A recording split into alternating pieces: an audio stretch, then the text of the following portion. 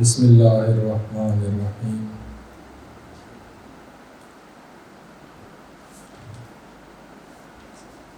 عصر حاضر کے چیلنجز اور سیرت کا اصولی مطالعہ۔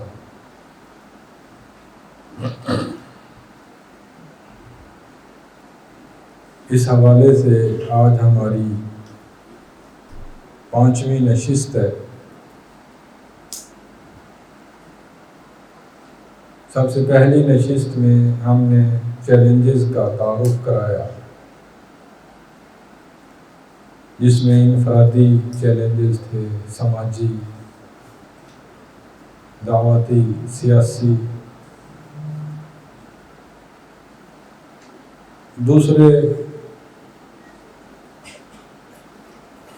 موقع پر ہم نے سیرت کا اس کے اجمالی اصولوں کا مطالعہ کیا تھا۔ تیسری نشست میں تربیت کی مشکلات اور چیلنجز اور ان کے مقابلے میں سیرت کی تجاویز وہ ہم نے پڑھا تھا۔ چوتھی گفتگو میں دعوت اور تبلیغ کے سلسلے میں جو مشکلات تھیں، چیلنجز تھے یا کمزوریاں تھیں، ان کا مطالعہ کیا تھا۔ آج ہماری گفتگو ہے اہل ایمان کا تحفظ و استحکام، چیلنجز اور سیرت کا اصولی مطالعہ۔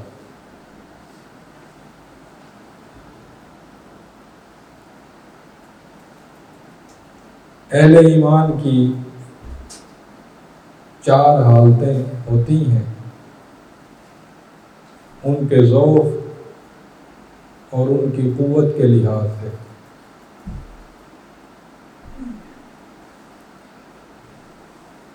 ایک حالت یہ ہوتی ہے کہ اہل ایمان چند لوگ ہوتے ہیں، ان کو کوئی مستحکم جماعت نہیں ہوتی، کوئی انہیں معاشرہ نصیب نہیں ہوتا،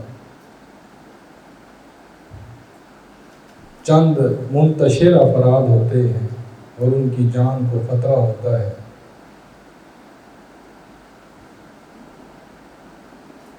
یہ وہ دور ہے جس کی مثال مکی کے سری دعوت کے مرحلے والی تھی۔ چند لوگ تھے، منتشر تھے، اکٹھے مل بیٹھ نہیں سکتے تھے، چھپ کر ایک دوسرے سے ملتے تھے۔ اور یہی مرحلہ قیامت کے قریب بھی ہوگا، جب حدیث میں آتا ہے کہ اپنے ریوڑ لے کر جنگلوں میں چلے جاؤ، اپنے ایمان کو بچاؤ۔ یہ پہلا مرحلہ ہے۔ افراد ہوں لیکن کوئی مضبوط جماعت نہ ہو۔ دوسرا مرحلہ وہ ہے کہ افراد ہوں، جماعت بھی مضبوط ہو، لیکن وہ جماعت مشکلات کا شکار ہو۔ یہ مکی دور کا اعلانیہ دعوت کا مرحلہ ہے کہ افراد انحصارے ہو گئے، ان کو کچلنا، ان کو ختم کرنا ممکن نہ رہا، ان کی تعداد زیادہ ہو گئی، ان پر مصائب تو ڈھائے جاتے تھے لیکن انہیں کلی طور پر ختم کرنا ممکن نہ رہا تھا۔ یہ دوسرا مرحلہ ہے۔ افراد بھی ہوں، جماعت بھی ہو، لیکن ضعف، کمزوری ہو، سماجی سطح پر، سیاسی سطح۔ تیسری حالت وہ ہے کہ اہل ایمان مضبوط جماعت کی شکل میں ہوں، اور انہیں قوت بھی نصیب ہو جائے، وہ آزاد اپنی نماز پڑھ سکیں، اپنا عید کا مجمع قائم کر سکیں، اپنی مسجد بنا سکیں،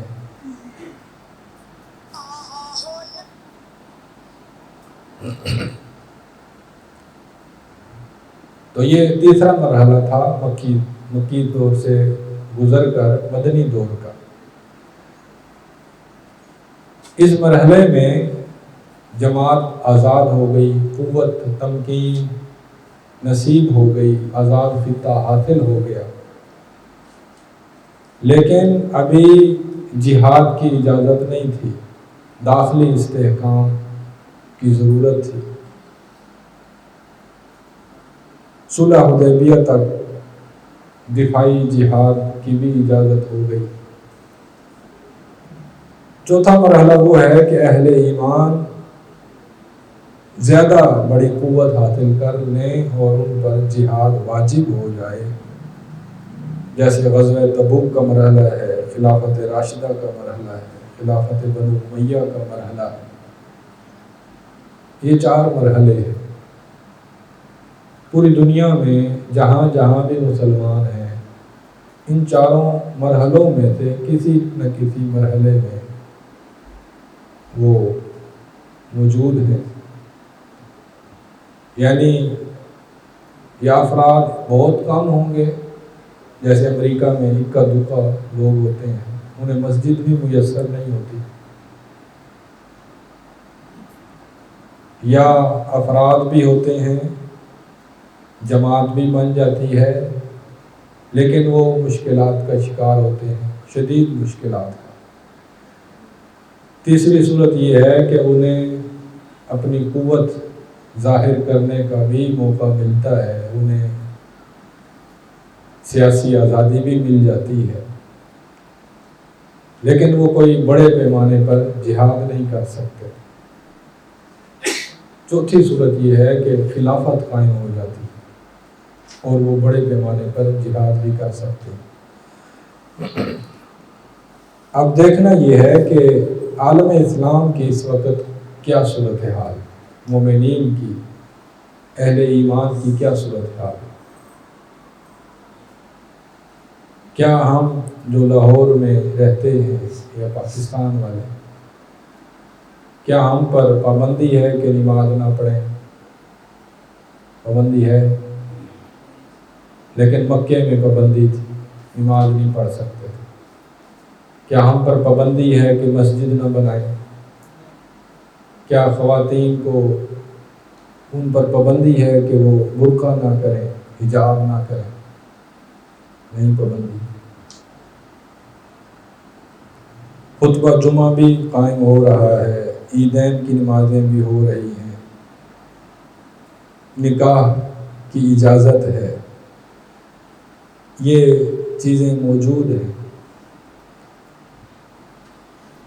لیکن اس کے ساتھ ساتھ اگر ہم غور کریں،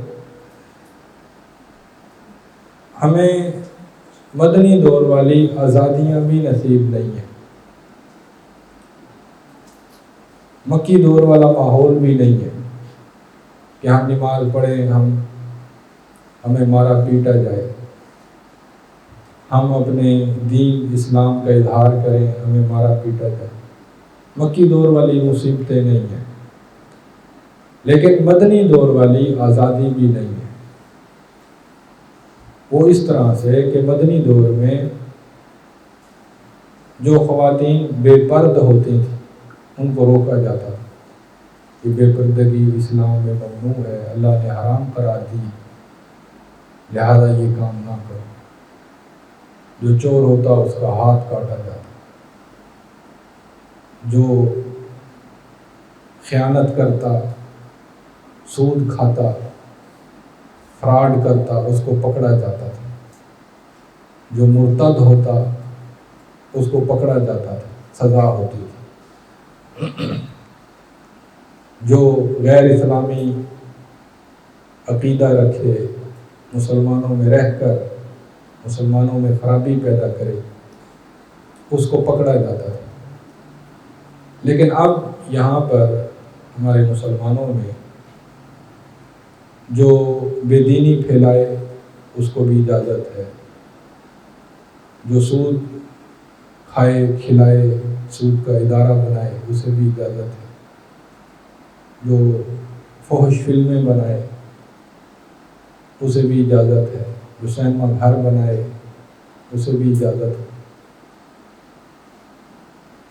تو جو غیر اسلامی تعلیمی ادارہ بنائے جس میں دین اسلام کی محبت آخرت کی فکر نہ ہو اسے بھی اجازت ہے۔ میڈیا کے اندر دیکھیں ایسے ایسے ڈرامے ہیں، ایسی ایسی فلمیں ہیں، ایسے ایسے ٹاک شوز ہیں، ایسے ایسے تجزیہ نگار ہیں جو دین کی جڑیں کھوکھلی کر رہے ہیں۔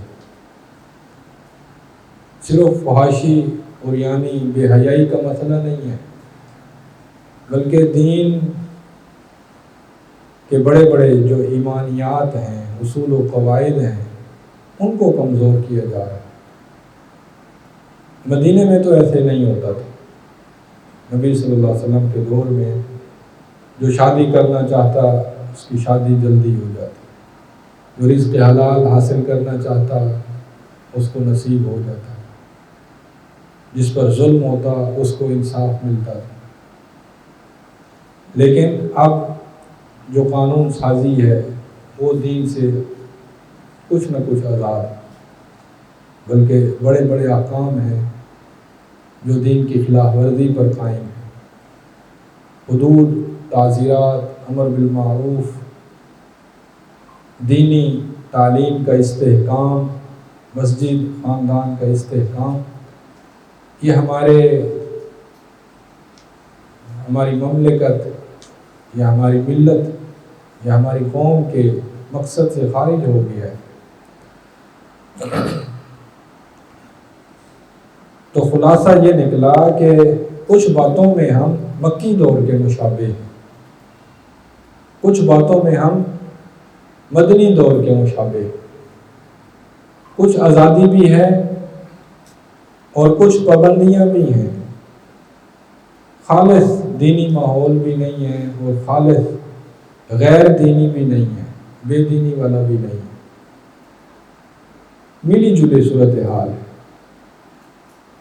اگر خالص مکی دور ہوتا تو ہجرت لازم تھی، ہجرت کر جاتا۔ اگر خالص مدنی دور ہوتا تو پھر ہم جہاد کرتے، قتال کرتے، امر بالمعروف کرتے، لوگوں کو قوت سے روکتے کہ سود حرام ہے، بے حیائی حرام ہے، فحش میڈیا غلط ہے۔ اب ایسی صورتحال میں کیا کرنا چاہیے؟ اب خلاصہ چیلنج کا خلاصہ یہ ہے کہ سافٹ سیکولرزم اور ہارڈ سیکولرزم، بعض ملکوں میں ہارڈ سیکولرزم، وہاں حجاب پر پابندی ہے، داڑھی نہیں رکھ سکتے، نماز نہیں پڑھ سکتے، مسجدوں کو تالے ہیں، نکاح شرعی طریقے سے نہیں کر سکتے، بے حیائی کو فروغ ہے، مسلم لوگوں کی نسل کشی بھی ہو رہی ہے بعض علاقوں میں۔ تو بعض جگہوں پر ہارڈ سیکولرزم ہے، بعض جگہوں پر سافٹ سیکولرزم ہے۔ جب اس قسم کی صورتحال ہو تو اہل ایمان کا تحفظ اور استحکام کیسے ہوگا؟ اس ضمن میں سیرت کا اصولی مطالعہ ضروری ہے۔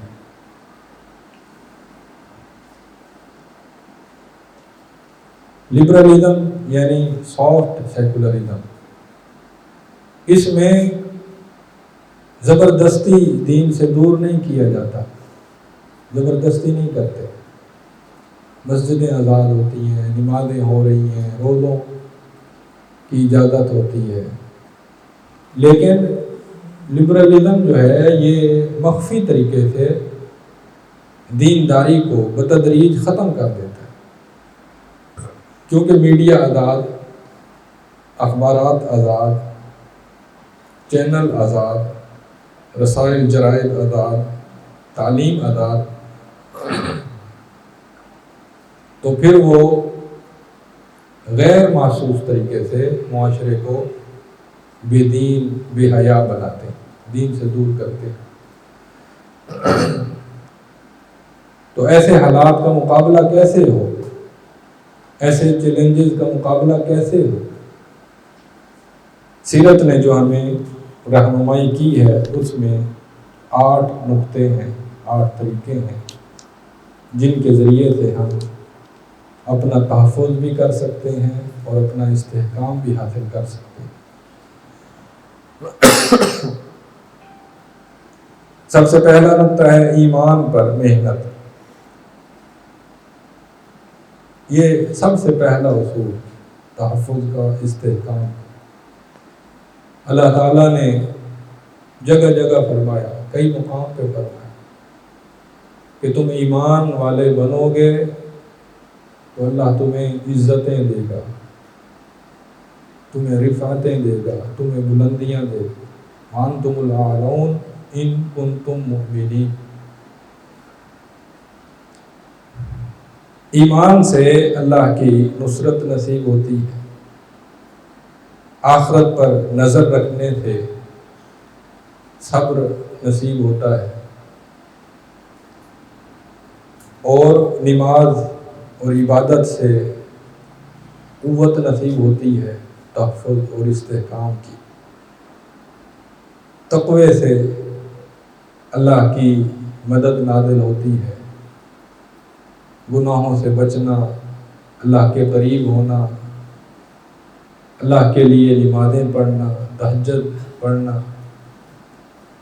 ان باتوں سے انسان اپنے ایمان کو مضبوط کرتا ہے اور بالآخر اس کا تحفظ یقینی ہوتا ہے، فرد مضبوط ہوتا ہے، فرد سے جماعت مضبوط ہوتی ہے، جماعت سے استحکام نصیب ہوتا ہے۔ اللہ تعالیٰ فرماتے ہیں والذین جاہدوا فینا لنہدینہم سبلنا، جو ہمارے راستے میں مجاہدہ کرتے، ریاضت کرتے، محنت کرتے، جد و جہد کرتے، میں انہیں نئی نئی ترکیبیں سجھاتا سمجھاتا ہوں، یہ طریقہ اختیار کرو مشکل سے بچنے کا، تحفظ کا فلاں طریقہ اختیار کرو، استحکام کا فلاں طریقہ اختیار کرو۔ تو مجاہدہ، صبر، اللہ کے دین کی مدد، ان تنصروا اللہ ینصرکم، اگر تم اللہ کی مدد کرو گے یعنی اللہ کے دین کی مدد کرو گے تو اللہ بھی تمہاری مدد کرے گا۔ یہ معنوی اسباب ہیں جن کے ذریعے سے ایمان مضبوط ہوتا ہے، اور کچھ ظاہری اسباب ہوتے ہیں جیسے قرآن کی مکی صورتیں، ان کے پڑھنے سے، ان کے مطالعہ سے، ان کے مذاکرے سے، ان کی تلقین سے ایمان مضبوط ہوتا ہے۔ دار ارقم کی نشستیں، قائد کے ساتھ مل بیٹھ کر حالات پر گفتگو کرنا، اسوہ حسنہ کو دیکھنا، اللہ کے نبی قرآن کی تلاوت کرتے، اس کا معانی سمجھاتے، اپنے صحابہ کا تزکیہ کرتے، مشکلات میں، مسائل میں ایک دوسرے کا ساتھ دیتے، وَتَوَاصَوْا بِالْحَقِّ وَتَوَاصَوْا بِالصَّبْرِ، ہمدردی کے ساتھ، غم گساری کے ساتھ سہارا بننا۔ یہ ظاہری اسباب ہیں۔ معنوی اسباب وہ ہیں جن کا دل سے تعلق ہے، ظاہری اسباب وہ ہیں جن کا ساتھیوں سے تعلق ہے۔ تو یہ پہلی چیز تھی ایمان پر محنت۔ دوسری چیز ہے مغالبہ۔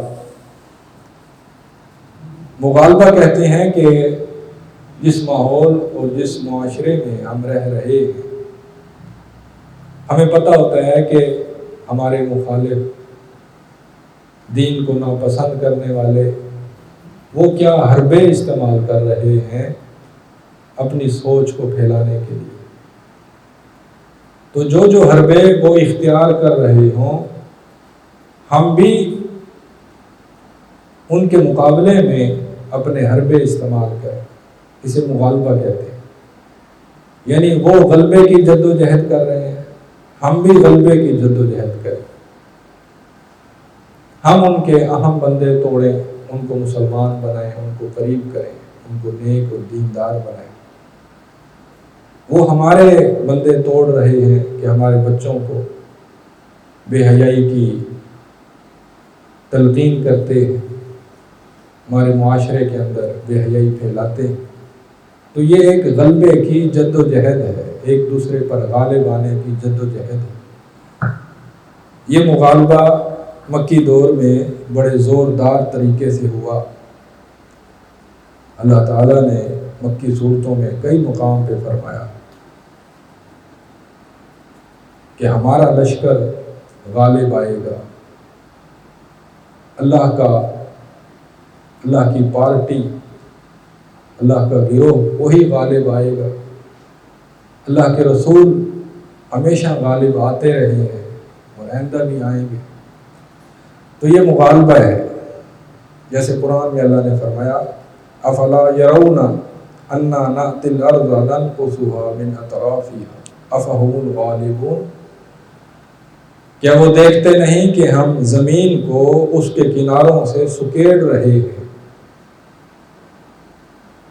یعنی کفار کا، مشرکین کا دائرہ کار، ان کا اثر و رسوخ مسلسل کم ہو رہا ہے، مسلمانوں کا اثر و رسوخ مسلسل بڑھ رہا ہے۔ افہم الغالبون، کیا یہ مکے والے مشرک یہ غالب آئیں گے؟ ان کا تو اثر کم ہوتا جا رہا ہے، مسلمانوں کا اثر بڑھ رہا ہے۔ اس کا مطلب ہے کہ اپنا اثر بڑھانے کی پوری کوشش کرنا، یہ مغالبہ ہے۔ اس کا طریقہ کار ہے کہ شروع میں نہ تصادم کرنا ہے، نہ جھگڑا کرنا ہے، صبر کا مظاہرہ کرنا ہے، غلبے کی جد و جہد کرنی ہے، وسائل کا بھرپور استعمال کرنا ہے، لوگوں سے جا کر ملنا، لوگوں کو قائل کرنا، مذاکرہ کرنا، حالات بدلنے کی کوشش کرنا، مخالفین سے جائز تعاون لینا بھی درست ہے، جیسے نبی صلی اللہ علیہ وسلم نے ابو طالب سے جائز تعاون لیا۔ اسی طرح اللہ تعالیٰ کی نصرت کا شدت سے انتظار کرنا، دعائیں مانگنا، یہ بھی مغالبے کا طریقہ ہے۔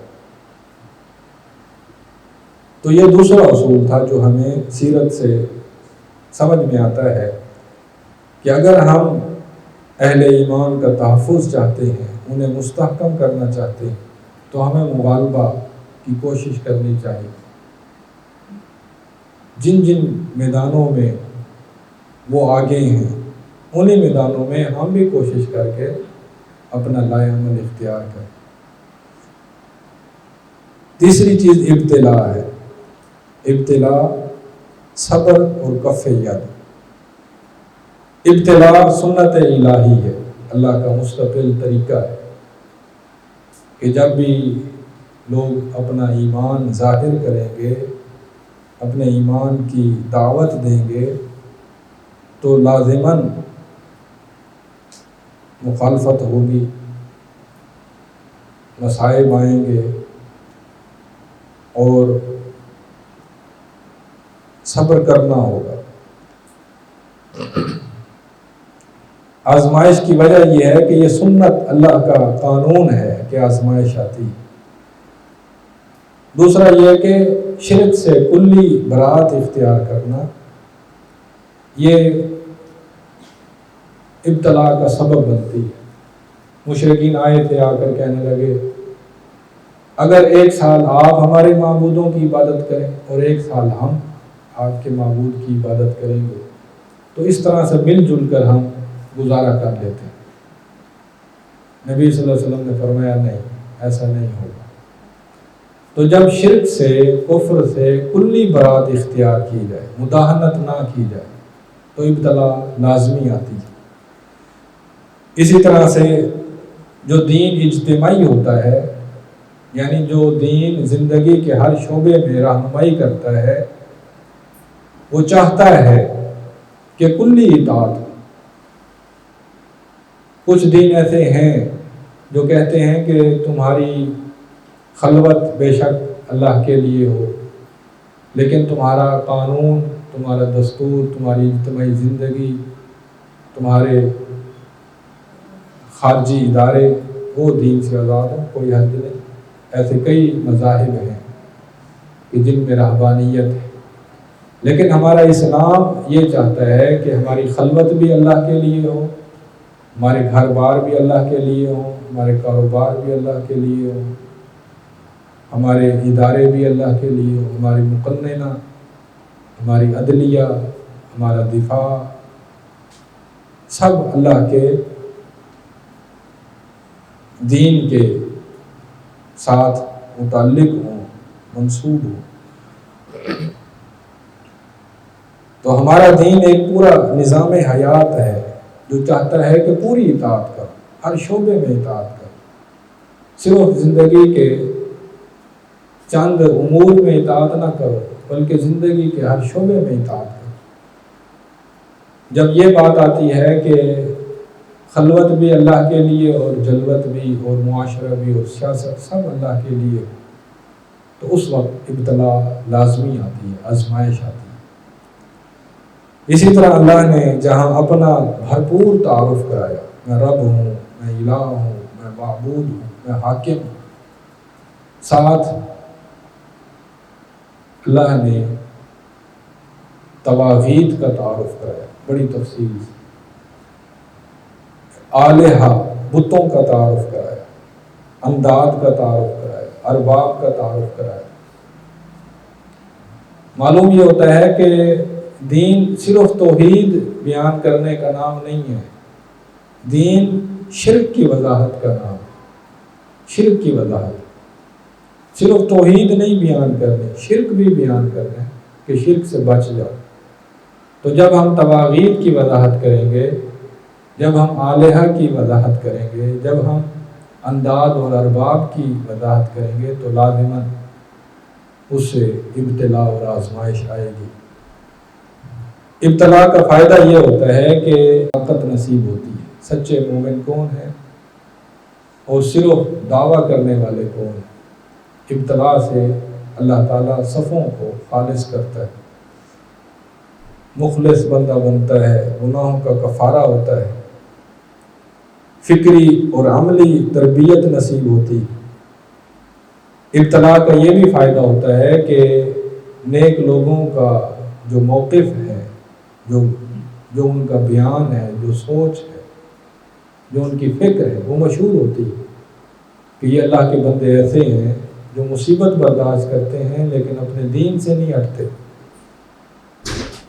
تو ان کی شہرت ہوتی ہے، لوگوں کو دین کے سمجھنے کا موقع ملتا ہے۔ اگر ابتلا اور آزمائش کے مقابلے میں استقامت اختیار نہ کی جائے تو پھر دین کی پختگی لوگوں تک نہیں پہنچتی۔ اسی طرح ابتلا کا یہ فائدہ ہے کہ سیاسی شعور کی تربیت نصیب ہوتی ہے اور قربانی دینا، قربانی کے مراحل طے کرنا، قربانی کے اعلیٰ درجات حاصل کرنا، یہ بھی ابتلا سے حاصل ہوتا ہے۔ ابتلا سے یہ بھی فائدہ ہے کہ مصائب اور ان کی وجوہات کا علم نصیب ہوتا ہے، خطرات کا مقابلہ کرنا، دنیاوی اسباب اور وسائل استعمال کرنا، منصوبہ بندی کرنا، ہوشیاری اختیار کرنا، باطل کا گہرا شعور حاصل کرنا، یہ سب چیزیں ابتلا سے حاصل ہوتی ہیں۔ نبی صلی اللہ علیہ وسلم نے جب ہجرت مدینہ اختیار کی تو پہلے چند لوگوں سے بیعت کی، بیعت عقبہ اولا، پھر انہیں کہا کہ واپس جاؤ اپنے گھروں میں، اپنے ارد گرد میں دعوت تبلیغ کرو، اگلی دفعہ پھر آنا۔ یہ دیکھیں، یہ عقل مندی، یہ شعور، یہ سیاسی پختگی، کسی کو مکے والوں کو پتہ نہ چلے، اگلی دفعہ 80 بندے آئے، مرد بھی تھے عورتیں بھی تھیں، آپ نے ان میں نقیب بنائے، یعنی ان کے اندر درجہ بندی کی، یہ تمہارا سردار ہے، یہ اتنے لوگوں کا سردار ہے، اس طرح سے نقیب بنائے۔ پھر ان کے ساتھ مصعب بن عمیر رضی اللہ عنہ کو بھیجا کہ یہ تمہارے دائی ہیں، یہ معلم ہیں، یہ تمہیں دین سکھائیں۔ تو وہاں پر پہنچنے سے پہلے وہاں بہترین فضا قائم ہو گئی۔ جب آپ نے ہجرت کی تو ایک کافر راہبر کو لیا، 3 دن تک غار ثور میں چھپے رہے۔ یہ ساری چیزیں، یہ عقل مندیاں، یہ تجربے، یہ ابتلا اور آزمائشوں سے حاصل ہوتے ہیں۔ چوتھی چیز ہے تعلیم اور تربیت۔ تعلیم میں 2 چیزیں ضروری ہیں، ایک ایمان کی وضاحت اور ایک کفر کی وضاحت۔ ایمان کی وضاحت میں علم بھی ہو اور حکم بھی ہو۔ حکم کہتے ہیں کہ علم کو استعمال کرنے کا طریقہ، جیسے اللہ نے فرمایا کہ ہم نے ہر نبی کو علم بھی دیا اور حکم بھی دیا۔ کتاب اللہ کا قرآن، حکمت نبی صلی اللہ علیہ وسلم کی سنت، اولی الایدی والابصار، نبیوں کو ہم نے مضبوط قوت والا بھی بنایا اور بصیرتوں والا بھی بنایا۔ یہ ایمان اور یہ اس کی عملی شکلیں ہیں۔ بسطتاً فی العلم والجسم، علم بھی مضبوط ہو، جسم بھی مضبوط ہو، قوی امین حفیظ امین لیتفقہوا فی الدین۔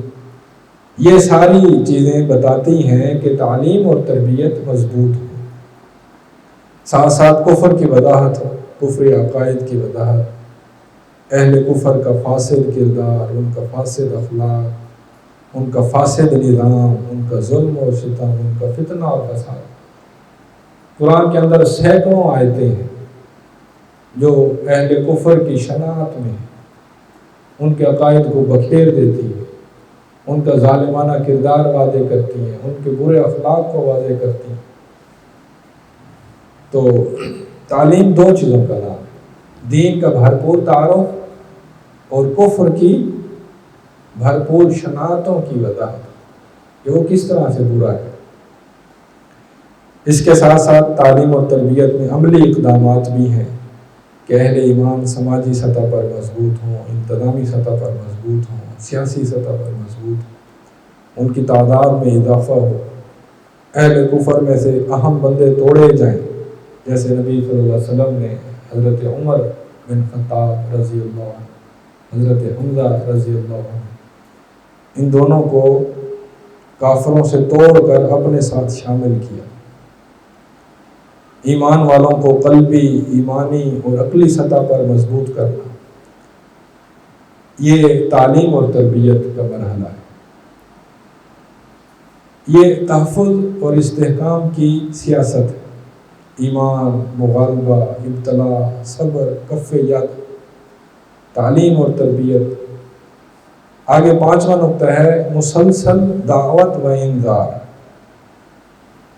یعنی صرف اپنے ساتھیوں کو مضبوط نہیں کرنا بلکہ مخالفین کو دعوت بھی دینی ہے۔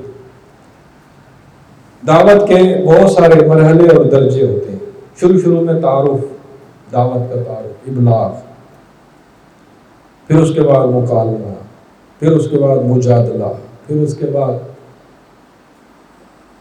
ایک دوسرے کے دلائل کو کمزور کرنے کی کوشش۔ پھر جو سنجیدہ لوگ ہوتے ہیں وہ سمجھ جاتے ہیں کہ ہماری دلیلیں کمزور ہیں، وہ ٹوٹ کر ایمان والوں کے ساتھ آ جاتے ہیں۔ حکمت، موعظت، دل نشیں بات چیت، تسلسل اور تواتر کے ساتھ دعوت، حتیٰ کہ پیچھے جو کچھ بچ جاتا ہے وہ خس و خاشاک ہوتا ہے، وہ ظالم، وہ ہٹ درم، وہ بدترین قسم کے جو بدماش ہوتے ہیں وہی باقی بچ جاتے ہیں۔ پھر وہ لالچ بھی دیتے ہیں، وہ دھمکیاں بھی دیتے ہیں، لیکن ان پر حجت تمام ہو جاتی ہے۔ پھر وہ اجتماعی فیصلے کرتے ہیں، مقاطعہ، قتل کی کوشش، ہجرت۔ یہ دعوت کے مرحلے ہیں۔ کہ دعوت جب مسلسل دی جائے تو یہ مرحلے قائم ہوتے ہیں. تو ان مرحلوں کے مقابلے میں اہل دین کے بھی مرحلے ہوتے ہیں. سری دعوت، اعلانیہ دعوت، انفرادی دعوت، اشراف کو دعوت یعنی سرداروں کو، اہم بندوں کو دعوت کے لیے سفر کرنا جیسے طائف کا سفر، قبائل کو دعوت، موسم حج میں یعنی سیزنوں کے اندر دعوت، اجتماعی دعوت، انصار کی تلاش. یہ سارے ایک مرحلے ہیں. جیسے کافروں کی طرف سے مخالفت کے مرحلے ہیں، اسی طرح سے مومنوں کی طرف سے بھی جوابی اقدامات ہیں اور ان کے مرحلے. اس کے بعد ہے شرعی سیاست. شرعی سیاست کا سب سے بڑا اصول یہ ہے کہ کف ید اختیار کیا جائے، ہاتھ کو روک لیا جائے. حالت ضعف میں ہاتھ اٹھانا گویا کہ مسلمانوں کو سخت نقصان پہنچانے کے مترادف، ان کو صفحہ ہستی سے مٹا دیا جاتا ہے جب وہ اپنا ہاتھ اٹھاتے ہیں. اس لیے مکی دور کے مرحلے میں یا ضعف کے مرحلے میں ہاتھ اٹھانا بالکل ممنوع ہے. قرآن کے اندر بے شمار آیتیں صبر محض والی، اعراض والی، عفو و درگزر والی، ہجر جمیل والی، ان علیک الا البلاغ والی، عدم مداہنت والی، بے شمار آیتیں، قالوا سلامہ والی.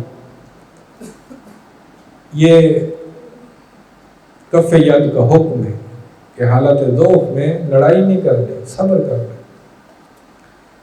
کف ید کا طریقہ کار ہے کہ بعض اوقات رازداری اختیار کرنی پڑتی ہے. جیسے بیعت عقبہ پر رازداری اختیار کی گئی، ہجرت حبشہ، ہجرت مدینہ پر رازداری اختیار کی گئی. کبھی قوت کی نمائش سے گریز کرنا پڑتا ہے. جیسے حضرت یعقوب علیہ السلام نے اپنے بیٹوں کو کہا تھا کہ ایک ہی دروازے سے داخل نہ ہونا بلکہ متفرق دروازوں سے داخل ہونا. اسی طرح اجتماعی سفارائی نہیں کرنی، قوت کی نمائش نہیں کرنی، سب مل کر کوئی مظاہرہ کریں، یہ مناسب نہیں ہے. کافروں کو غیظ و غضب میں نہیں ڈالنا چاہیے. جیسے اللہ نے فرمایا کہ ان کے معبودوں کو گالیاں نہ دو، وہ تمہارے رب کو گالیاں دیں گے دشمنی کی وجہ سے. تو یہ کف ید کا طریقہ کار ہے. کف ید کی حکمتیں یہ ہیں کہ جماعت نقصان سے محفوظ رہتی، اس کے افراد محفوظ رہتے ہیں، کوئی جانی نقصان نہیں ہوتا. دعوت کو نیک نامی نصیب ہوتی ہے کہ یہ لوگ ہاتھ نہیں اٹھاتے. مظلومین کی فکری و عملی تربیت ہوتی ہے اور مظلومین کو ہمدردی نصیب ہوتی ہے. لوگ ان کے ساتھ ہمدردی کرتے ہیں، ان کے ساتھ جڑتے ہیں، ان کی دعوت کی شہرت ہوتی ہے. اسی طرح کف ید سے متعلق دیگر کچھ طریقہ کار بھی ہیں. مثلا محتاط تبلیغ کی جائے، حکمت و موعظت اختیار کی جائے، ہجرت کرنی پڑے ہجرت کی جائے، بوقت ضرورت حالت اکراہ میں کلمہ کفر کی بھی اجازت ہے. یہ چھٹا مرحلہ تھا. ساتواں جو نقطہ ہے وہ ہجرت ہے، یعنی تحفظ اور استحکام کے لیے ہجرت بھی ایک طریقہ کار ہے. ہجرت کے دو درجے ہیں. ایک درجہ یہ ہے کہ بندہ مظالم برداشت نہ کر سکے، جیسے حبشہ کے مہاجر حبشہ چلے گئے کیونکہ ان کے پاس اتنی قوت نہیں تھی کہ وہ صبر کر سکتے یا مصائب برداشت کر سکتے. لیکن کچھ لوگ ایسے تھے جو مظالم برداشت کر سکتے تھے اور انہیں کچھ قوت نصیب تھی، جیسے حضرت خدیجہ رضی اللہ عنہ، انہوں نے ہجرت نہیں کی. حضرت عمر رضی اللہ عنہ، انہوں نے ہجرت نہیں کی. حضرت حمزہ رضی اللہ عنہ، انہوں نے ہجرت نہیں کی. نبی صلی اللہ علیہ وسلم نے ہجرت نہیں کی. تو بعض اوقات سافٹ سیکولرزم میں اتنی قوت ہوتی ہے کہ وہ مقابلہ کر سکتے ہیں، صبر کر سکتے ہیں، اپنی جان کا تحفظ کر سکتے ہیں، تو اگر ایسی صورتحال ہو تو ہجرت نہ کرنے میں بھی کوئی حرج نہیں۔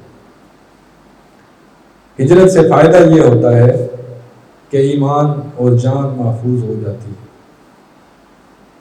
اور بعض اوقات اگر سب مل کر ہجرت کریں اور ایک اچھی جگہ مل جائے تو قوت اور تمکین نصیب ہوتی ہے، جیسے مدینے کی ہجرت، سلطان نصیر حاصل ہوتا ہے، جیسے نبی صلی اللہ علیہ وسلم کو اللہ تعالیٰ نے دعا سکھائی کہ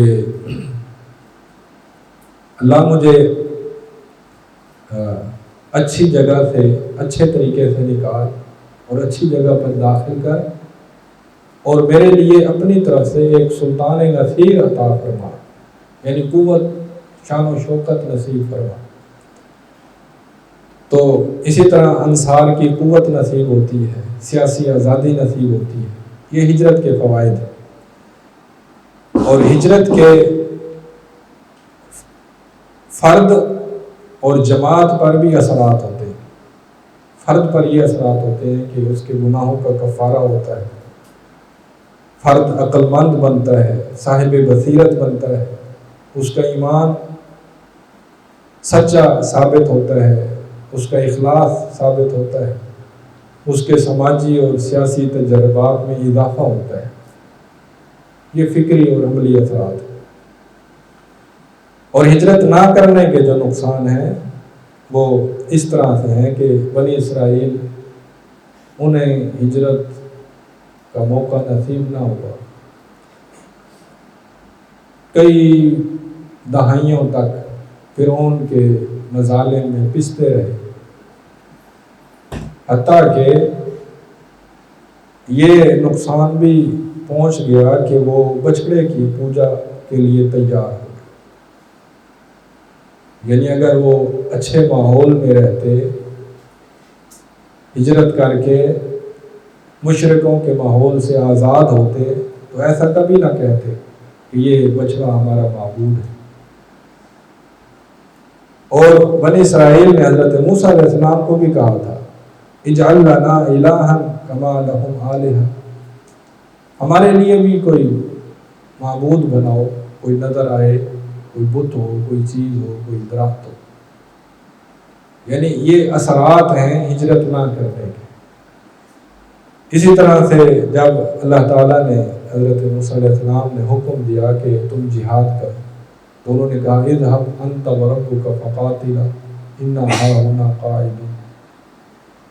یہ ایمانی، یہ تربیتی، یہ اخلاقی پستی، کمزوری، یہ ضعف کیوں بنی اسرائیل کو لاحق ہوا؟ یہ صرف اسی لیے لاحق ہوا کہ وہ برے ماحول میں رہتے رہے، حتیٰ کہ ان کا ایمان پست ہو گیا، ان کا اخلاق پست ہو گیا۔ تو ہجرت سے ایمان بڑھتا ہے، گناہوں کا کفارہ ہوتا ہے، عقل مندی نصیب ہوتی ہے، جہاد کی قوت نصیب ہوتی ہے۔ اگر کوئی ہجرت نہ کر سکے تو متبادل طریقے بھی ہیں، مثلا وہ اہل کفر کے ساتھ اختلاط سے گریز کرے، ان کے ساتھ عام گھلنے ملنے سے پرہیز کرے، خلوت گزینی اختیار کرے، کسی جنگل میں چلا جائے، کسی دیہات میں چلا جائے، یا شہر میں رہتا ہے تو اپنے دینداروں کو منظم کرے، مضبوط کرے۔ یہ ہجرت کا متبادل طریقے تھے۔ آٹھویں جو چیز ہے وہ ہے اجتماعی زندگی کے فرائض۔ اللہ نے حکم دیا جماعتی زندگی اختیار کرو، وَأُولِي الْأَمْرِ مِنْكُمْ، جماعتی زندگی اختیار، شورا کا حکم دیا، عدل کا حکم دیا، عدل کو نافذ کرو، کونوا قوامین بالقسط، امن کا حکم دیا، حتی لا تکون فتنہ، دین کے فروغ کا حکم دیا۔ تو ظلم اور فتنہ اور فساد کو مٹانے کا حکم دیا۔ یہ ساری چیزیں اس وقت پوری ہوتی ہیں، یہ سارے احکام اس وقت پورے ہوتے ہیں جب پچھلے سارے مرحلے اچھی طرح سے پورے ہوں۔ یعنی ایمان پر محنت ہو، مغالبہ ہو، ابتلاء پر صبر ہو، تعلیم اور تربیت ہو، دعوت اور انذار ہو، شرعی سیاست ہو، ہجرت ہو، تو اس وقت پھر یہ مرحلہ بھی آتا ہے کہ مومنین عدل قائم کرتے ہیں، امن قائم کرتے ہیں، دین کو فروغ دیتے ہیں، ظلم کا خاتمہ کرتے ہیں۔ تو یہ 8 باتیں وہ باتیں تھیں جو تحفظ اور استحکام کو سکھانے والی ہیں۔ اب اگلا جو موضوع ہے وہ یہ ہے کہ موجودہ دور میں جو چیلنجز ہیں ان کا بھی ایک تھوڑا سا جائزہ لے لیا جائے۔ سب سے بدترین صورتحال اس جگہ کی ہے جہاں پر مسلمانوں کا قتل عام ہو رہا ہے، ان کی نسل کشی ہو رہی ہے۔ جیسے قدیم اندلس میں مسلمانوں کو قتل کیا گیا، سوویت یونین میں قتل کیا گیا، فلسطین میں، برما میں، سوشلسٹ ممالک میں، بائیں بازو کی حکومتوں میں، یہاں پر بدترین مظالم ہوئے، مسلمانوں کو کاٹا گیا، پیٹا گیا، ان کی نسل مٹائی گئی۔ تو اس کا حل سیرت کی روشنی میں یہ ہے کہ ہجرت کی جائے، اور کوئی حل نہیں ہے، ہجرت کے سوا کوئی حل نہیں ہے۔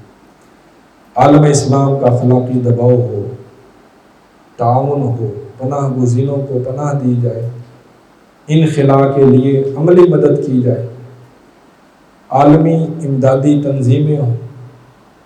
جب اندلس کے اندر مسلمانوں کو مارا پیٹا گیا اور انہیں مجبور کیا گیا کہ تم اندلس سے نکل جاؤ، اس وقت عثمانی خلافت نے کا امیر البحر باربروسا، اس نے اندلس سے بہت سارے مسلمانوں کو جہازوں پر لاد کے مراکش پہنچایا تھا۔ تو یہ ہجرت میں تعاون کرنا، باہر کے مسلمان تعاون کریں، پناہ گزینوں کو پناہ دیں، ان کو اپنے پاس بلائیں، ان کو جگہ دیں، یہ ایک طریقہ ہے۔ دوسری جو صورتحال ہے وہ لبرل ملکوں کی، لبرل ملک ہیں جیسے امریکہ ہے، برطانیہ ہے، فرانس ہے۔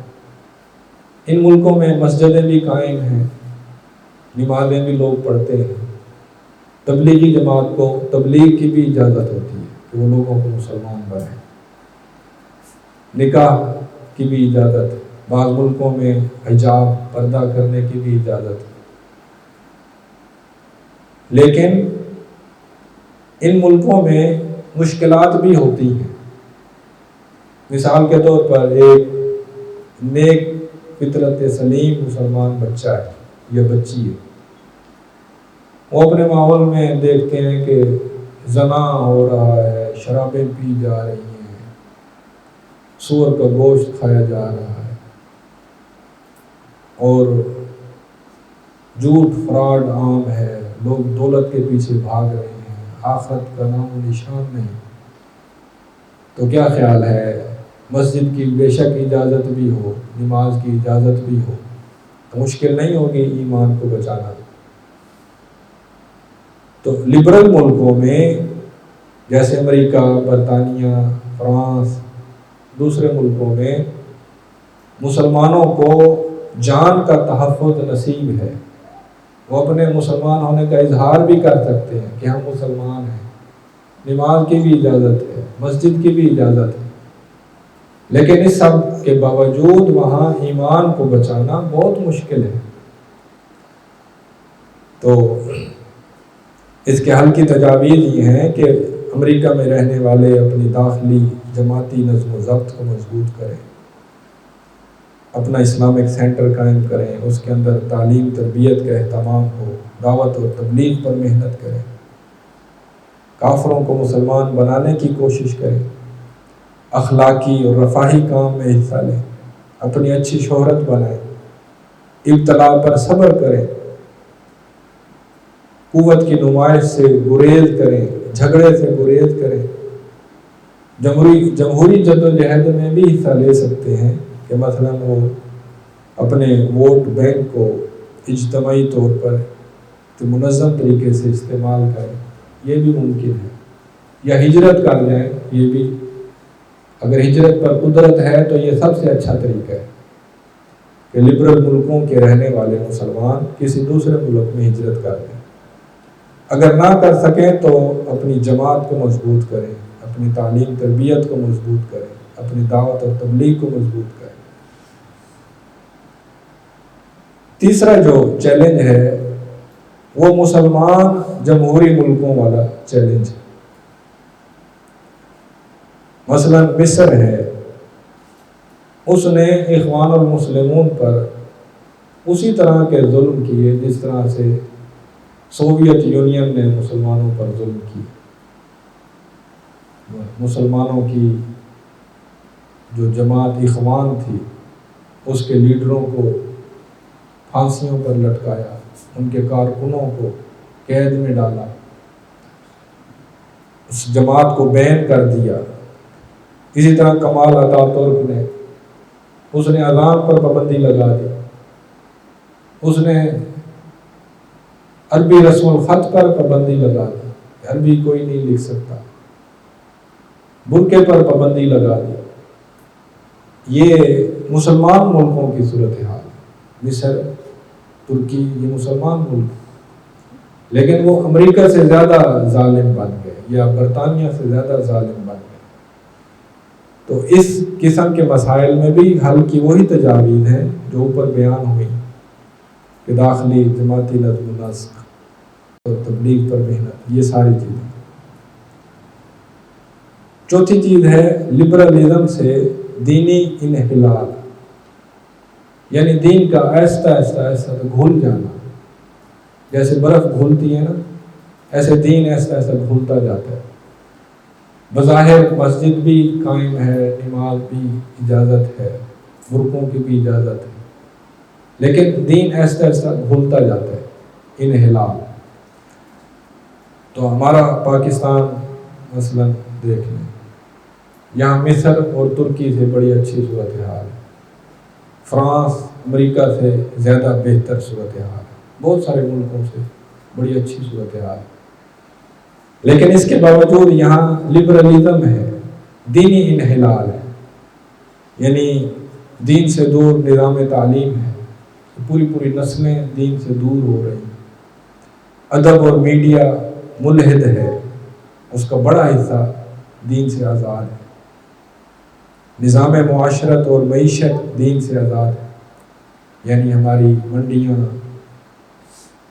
ہمارے پارک، ہمارے تفریحی ادارے دین سے آزاد ہے، ہمارے بینک دین سے آزاد ہے. نظام صحت دیکھ لیں، ہسپتالوں کا نظام، کلینکوں کا نظام، ڈاکٹروں کا نظام. سیاست دیکھ لیں، عدالتیں دیکھ لیں، دفاع، پولیس، داخلی نظام، خارجی نظام، خارجہ پالیسی دین سے آزاد ہے. یہ لبرلزم ہے جو دین سے آزادی اختیار کرتا ہے اور اس سے دین مسلسل انحطاط پذیر ہوتا ہے، گھلتا جاتا ہے. تو لبرلزم کو سافٹ سیکولرزم بھی کہہ سکتے ہیں. اس کے مذہبی اثرات ہوتے ہیں، اس کے سماجی، اس کے سیاسی، اس کے عالمی. لیکن اس کے باوجود یہ سمجھنا ضروری ہے کہ سافٹ سیکولرزم ہارڈ سیکولرزم کی بنسبت زیادہ بہتر ہوتا ہے مسلمانوں کے لیے. اس کی وجہ یہ ہے کہ مثلا تبلیغی جماعت ہے یا مسلمانوں کی سلفی جماعتیں ہیں، برطانیہ میں کام کر رہی ہیں، محنت کر رہی ہیں، لوگوں کو مسلمان بنا رہی ہیں. لیکن روس میں ایسی اجازت نہیں ہے کہ روس میں وہ انہیں اجازت ہو لوگوں کو مسلمان بنائے. وہاں ایسا نہیں ہو سکتا. یعنی ہارڈ سیکولرزم کی بنسبت سافٹ سیکولرزم فائدے مند ہوتا ہے کہ بڑی بڑی تحریکیں کوشش کر کے کچھ نہ کچھ قوت حاصل کر لیتے ہیں. تو جیسے لبرلزم سے دینی انحلال ہو رہا ہے، یعنی دین ایسے گھولتا جا رہا ہے، لیکن اس کے ساتھ ساتھ لبرلزم میں یہ بھی ایک فائدہ ہے کہ بڑی بڑی تحریکوں کو آزادی ہے. تبلیغی جماعت، کچھ محنت کر رہی ہے، لوگوں کو دین کے قریب کر رہی ہے، اور بھی کئی جماعتیں ہیں۔ تو سیرت کی روشنی میں حل کی تجاویز یہ ہیں کہ کوئی ایسی ہمگیر جماعت ہو جو مقابلے کی معاشرتی ادارتی صف بندی کر سکے، یعنی سیکولر میڈیا کے مقابلے میں دینی میڈیا قائم کر سکے، سیکولر تعلیم کے مقابلے میں دینی سکول قائم کر سکے، سیکولر صحت کے اداروں کے مقابلے میں ایک رفاہی اسلامی ادارہ قائم کر سکے۔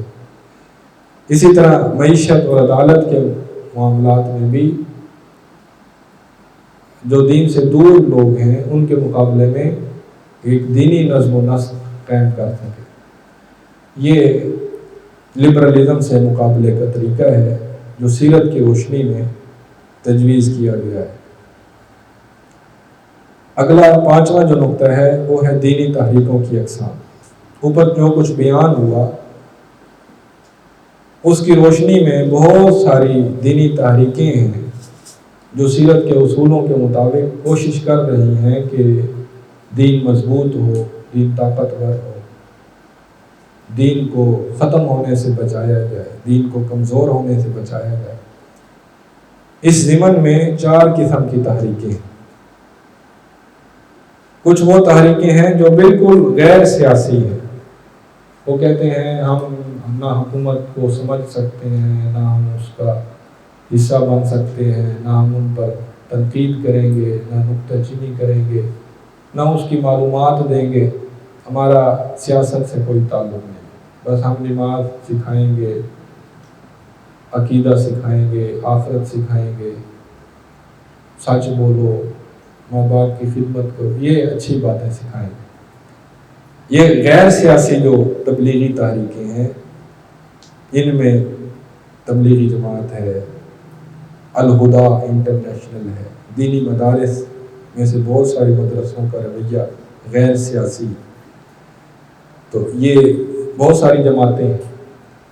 سیرت کی روشنی میں ان کے اوپر تبصرہ یہ ہے کہ سیاست سے یکسر الگ رہنا یہ کوئی نبوی منہج نہیں ہے۔ نبوی منہج مکی دور ہو یا مدنی دور، واقعے کو سمجھنا، فقہ الواقع کو سمجھنا یہ ضروری ہے۔ بالکل اخبار ہی نہ پڑھنا، بالکل اپنے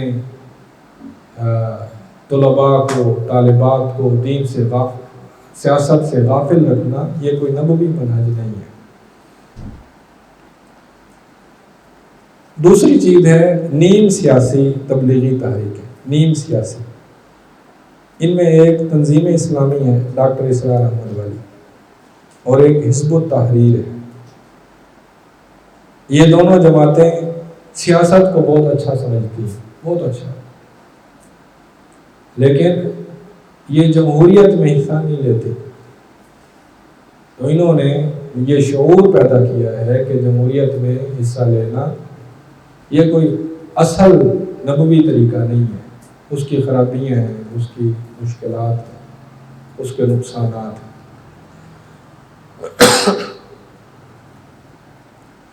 تو ان کا جمہوری جدوجہد میں حصہ نہ لینا اور اس کے نقصانات واضح کرنا، اس میں کچھ اچھائی ہے، بہتری ہے، لیکن یہ بھی ضروری ہے کہ صرف دین کے ایک پہلو کو اختیار کرنا، جیسے حزب التحریر، اس پر بین ہے، حکومت کی طرف سے یہ آزادی کے ساتھ اپنا مشن بیان نہیں کر سکتی، یہ چھپ چھپ کر اپنی بات پہنچاتی ہے لوگوں تک۔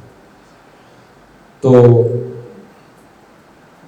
ضرورت ہے کہ آزادی کے ساتھ بات کرنے کی اجازت ہو، جیسے تبلیغی جماعت کرتی ہے یا جیسے تنظیم اسلامی ڈاکٹر اسرار احمد کی کرتی ہے۔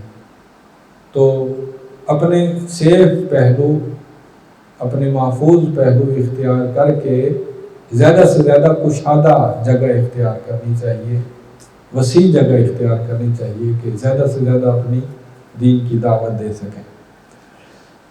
اسی طرح کچھ تحریکیں ہیں وہ جمہوری سیاسی ہیں، یعنی جمہوریت میں حصہ لیتی ہیں، جیسے جماعت اسلامی ہے، مولانا فضل الرحمان کی جماعت ہے، مختلف دینی جمہوری جماعتیں ہیں جن کا سیکولر جماعتوں سے اتحاد ہوتا ہے۔ تو اس ضمن میں یہ سمجھنا ضروری ہے کہ جمہوری جدوجہد میں حصہ لینا یہ ایک ضرورت اور مصلحت ہے، یہ کوئی مستقل نبوی طریقہ نہیں ہے۔ مستقل نبوی طریقہ وہی ہے جو اوپر بیان ہوا، ایمان پر محنت، مغالبہ، ابتلا، صبر، کف ید، تعلیم اور تربیت، نبوی طریقہ وہی ہے۔ یہ ایک وقتی ضرورت ہے جمہوری سیاست میں حصہ لینا۔ اسی طرح کچھ جماعتیں ہیں وہ عسکری سیاسی ہیں، یعنی وہ تکفیر اور خروج والی دینی جماعتیں ہیں کہ وہ دین کی روشنی میں اجتہاد کرتی ہیں کہ موجودہ حکمرانوں کی تکفیر بھی جائز ہے اور ان کے خلاف خروج یعنی مسلح قوت اختیار کرنا بھی جائز ہے۔ یہ اچھا کچھ ایسی جماعتیں ہیں جو دینی نہیں ہیں، ہرگز نہیں ہے، لیکن ان کا طریقہ وہی خروج والا، مسلح جدوجہد والا، انتشار والا، کاروائیوں والا ایسا ہے۔ کافروں کے ملکوں میں بھی کچھ ایسے گروہ ہوتے ہیں جو خود کافر ہیں لیکن وہ دہشت گرد تنظیم بنا کر حکومت کے خلاف کاروائیاں کرتے ہیں۔ کہنے کا مقصد یہ ہے کہ کوئی چھوٹا گروہ کوئی مستقل تیاری کیے بغیر پوری ریاست سے ٹکرا جائے، یہ کوئی نبوی منہج نہیں ہے۔ اس کے اندر علمی شرعی بحثیں بھی ہیں، کفر اکبر کی تعیین کہ وہ کفر اکبر کیا ہوتا ہے اور اس کی تطبیق کیسے ہوگی، قوت کی تیاری کی جائے یا بغیر تیاری کے خروج کیا جائے، تیاری کی نوعیت کیا ہے، استعداد کتنی ہونی چاہیے، عوامی اثر و رسوخ ضروری ہے یا بغیر رسوخ کے بھی ہم اپنی کارروائی شروع کر دیں۔ یہ مختلف بحثیں ہیں جو شرعی لحاظ سے بھی ہیں، سیاسی لحاظ سے بھی ہیں۔ محمد قطب نے کیف ندعو الناس کے اندر اس پر بڑی تفصیل سے بات کی ہے کہ حالت ضعف میں عسکریت یہ نبوی منہج کے خلاف ہے۔ نبی صلی اللہ علیہ وسلم نے کمزوری کی حالت میں مکی دور کے اندر ہرگز یہ طریقہ اختیار نہیں کیا کہ لڑائی کی جائے، زور آزمائی کی جائے، قوت کی نمائش کی جائے، بلکہ آپ نے رازداری اختیار کی۔ 13ویں سال جب آپ نے ہجرت کرنی تھی اس وقت بھی رازداری اختیار کی، تو پہلے دوسرے تیسرے سال کتنی کی ہوگی۔ تو مکی دور میں قوت کا استعمال نہیں کیا۔ دوسری بات وہ یہ کرتے ہیں کہ ہمارا جو مسلم معاشرہ ہے وہ اپنی بنیادوں میں کمزور ہو چکا ہے۔ بہت سارے مسلمان ایمان، عقیدہ، توحید، شرک بالکل نہیں جانتے۔ تو جو معاشرہ اپنی ایمانی بنیادوں سے ہل چکا ہو اس کے اوپر دین کی سب سے بڑی جو ذمہ داری ہے جہاد و خروج والی وہ ڈال دی جائے، وہ معاشرہ اس کو کیسے قبول کرے گا؟ ایک چھوٹا سا گروہ تو اس کو قبول کر لے گا لیکن پورا معاشرہ قبول نہیں کرے گا۔ تو کوئی بھی خروج اس وقت کامیاب ہوتا ہے جس کی عوام کے اندر جڑیں ہوں، کچھ نہ کچھ اس کے عوام کے اوپر اثرات ہیں۔ تو عوام تو ایمان، اخلاق، عقیدہ، نماز، عبادت اکثر ان سے دور ہے، لہذا صحیح جو محنت کا طریقہ ہے وہ وہی مکی دور کے طریقہ ہے کہ مغالبہ، ابتلا، صبر، کف ید، تعلیم و تربیت، یہ جو 8 نکات اوپر بیان کیے تھے یہ صحیح منہج ہے۔ اللہ تعالیٰ دین کو سمجھنے اس پر عمل کرنے کی توفیق عطا فرمائے۔ وآخر دعوانا الحمدللہ رب العالمین۔ زندگی شعور سے، الحکمہ انٹرنیشنل۔